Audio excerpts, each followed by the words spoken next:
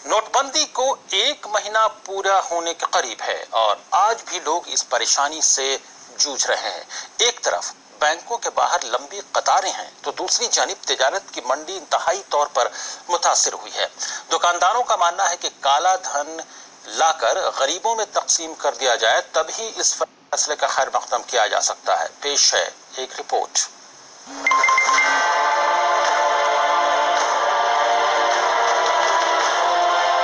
नोटबंदी को कमोबेश 1 माह का वक्त पूरा हो रहा है, लेकिन तिजारत पेशा लोगों की परेशानी है कि कम होने का नाम नहीं ले रही। दुकानदारों के मुताबिक 50 दिनों के बाद हालात मामूल पर आने का कोई इम्कान नजर ही नहीं आ रहा। आज उनका पैसा खुद उनके पास रह के वो मुफलिस जैसा है। कतारों में, बैंक में कतारों में लंबा लंबा टाइम ठहरते हैं, कोई बेहोश होकर गिरता है, कोई मर जाता है। ये 50 दिन में कुछ होने वाला नहीं है, ऐसे 100 दिन निकल जाएंगे, प्रॉब्लम वही का वही रहेगा, कोई भला दिन, कोई अच्छा दिन आने वाला नहीं है।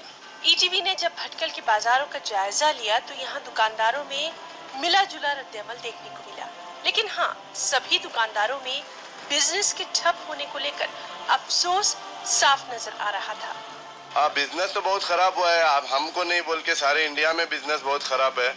मगर काला धन लाने का मकसद से गरीब की मदद करेंगे तो बहुत अच्छी बात है। जब से नोट बंद हो गया है बिजनेस में बहुत कमी हो गई है और नोट लाने के लिए भी बहुत प्रॉब्लम हो रहा है। बैंक में जाना, लाइन लगाना, ये भी बहुत प्रॉब्लम हो गया है। बैंक में गए तो 4-5 हज़ार से ज़्यादा नोट हमको करेंसी नहीं मिल रही है। कस्टमर भी बहुत कम हो गए, दिन ब दिन कस्टमर कमती होते जा रहा है। ऐसे में दुकानदार ग्राहकों का इंतजार करते दिन भर बैठे रहते हैं और आज भी बैंकों के बाहर लोगों की कतारें यूं की त्यों नजर आ रही हैं।